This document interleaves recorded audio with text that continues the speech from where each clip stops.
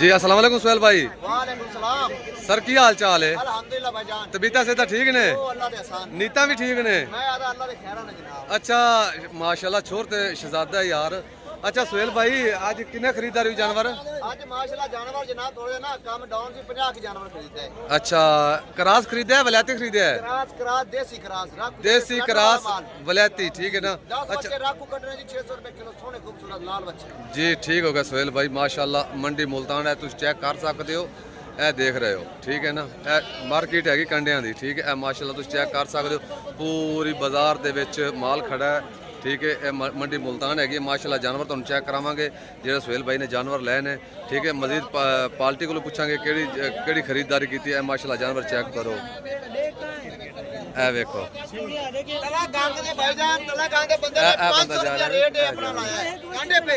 हां जी कितना रेट? 500 तो लेके 550 तक वजन कांटे पे गुजर रेट देगा। वजन कितना? वजन जितना आपको उतना मिलेगा जी हां शहजादा 100 किलो से लेके 500 किलो तक मुख्य में जानवर मिलेंगे। जी हां शहजादा लगे हैं शहजादा लगे हैं माशाल्लाह माशाल्लाह ए माशाल्लाह भाई और आए ने साडे मेहमान इन्हां कोल जाणांगे ए माशाल्लाह तुम चेक कर सकते हो भाई और साडे मेहमान आए ने ठीक है। जिन्हें बैठे ने जी जी सर आ गया इधर मार कितना वजन है? 200 किलो सर 200 किलो मैंने 90 का वजन बनाया है जी 90,000 आपने लगाया 90 यानी कि 10 किलो काट किया आपने जी माशाल्लाह। डॉक्टर साहब ने साडे को आए ने मजीद डॉक्टर साहब को इंटरव्यू लेंगे कि जानवर तुसी किने लेन तुहानू खरीदारी किस तरीके होई जी। अस्सलाम वालेकुम सर हमारा की नाम है? मंसूर भाई केड़ी जगह तो आए हो? हां जी तलागंग माशाल्लाह। अच्छा सर तलागंग चो आए हो सर आज कितनी खरीदारी हुई तुहाडी जानवरां दी?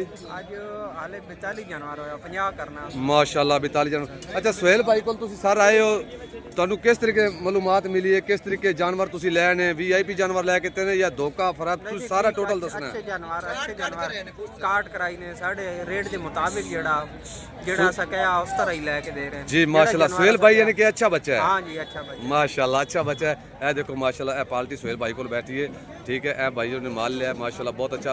मजीद तुहानू जेड़ा तंदी ते माल बजा वो भी तुहानू दिखावांगे।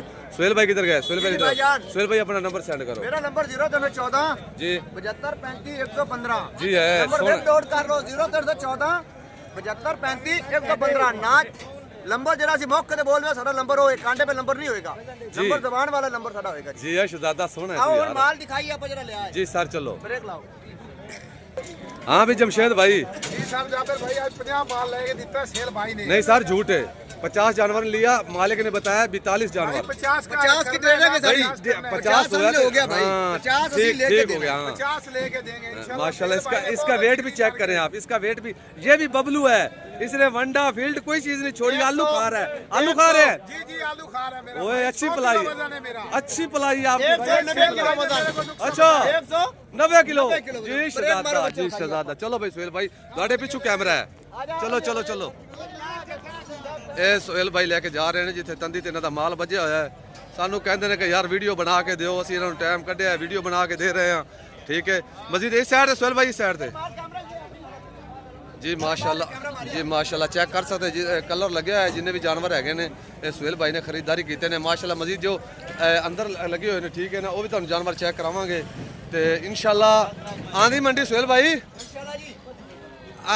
ए नंबर है शेड नंबर 20 ਤੁਹਾਡਾ ਕੰਡਾ ਇੱਥੇ ਹੋਏਗਾ ਆਂਦੀ ਦਫਾ ਆਂਦੀ ਮੰਡੀ ਤੇ ਕੰਡੇ ਯਾਨੀ ਕਿ ਆਪਣੇ ਹੁੰਦੇ 7 ਕੰਡੇ ਮਾਸ਼ਾਅੱਲਾ ਚੱਲਦੇ ਪਰ ਮੁਲਤਾਨ ਨਹੀਂ ਜਿਹੜਾ ਪੱਕਾ ਤੁਹਾਡਾ ਕੰਡਾ ਹੋਏਗਾ ਇੱਥੇ ਹੋਏਗਾ ਕੰਡਾ ਇਸੇ ਆੜਾ ਸਾਹਮਣੇ ਲੱਗਾ ਜਾ ਜਿਹੜਾ ਭਾਈ ਰਾਬਤਾ करे पहल राब्ता करे उससे पहला राब्ता कंडा जी सर ए शेड नंबर तंदी पॉइंट शेड नंबर 20 ठीक है। मजीद इंशाल्लाह अंदर जा रहे हैं ठीक है ए ਤੁਹਾਨੂੰ दिखाने हैं सुहेल भाई इधर आ जाओ दरवाजा खोल लेने यार नहीं ब्रेक नहीं लानी भाई जान वीडियो बन रही है ब्रेक नहीं ये माशाल्लाह जानवर चेक कराने तुहानू मजीद ए देखो एक साइड तो जानवर चेक करा रहे हैं तंदी नंबर 20 यानी कि शेड जेड़ा 20 नंबर है माशाल्लाह चेक कर सकते हो जी सर सारे चेक करावांगे भाईजान। ए देखो वलैती जानवर 39 नंबर लगे है ठीक है ते उस साइड ते बजे हुए भाई उनके 10 जानवर राकू लेने विच जी माशाल्लाह ठीक हो गया। ए सईद भाई दी तंदी हैगी ठीक है तंदी भी बोलिया जाता है शेड भी बोलिया जाता है 20 नंबर शेड है सुहेल भाई नाल राब्ता करो 20 नंबर शेड ते तुहाडा माल तंदी बिल्कुल इन्हां दी जिम्मेवारी होगी। मजीद इंशाल्लाह असीं सईद भाई दा भी इंटरव्यू लांगे ए देखो माल चेक करो नहीं इंशाल्लाह साढ़े सईद भाई खड़े ने इंटरव्यू लांगे भी ये जिम्मेवारी सब कुछ इन्हों की जिम्मेवारी होएगी इंशाल्लाह। तो पहले जानवर चेक कराइए। सईद भाई इधर आओ, इधर आओ, बस इंटरव्यू ले, वीडियो लंबी ना। नहीं नहीं भाई जान 5 मिनट जी ठीक हो।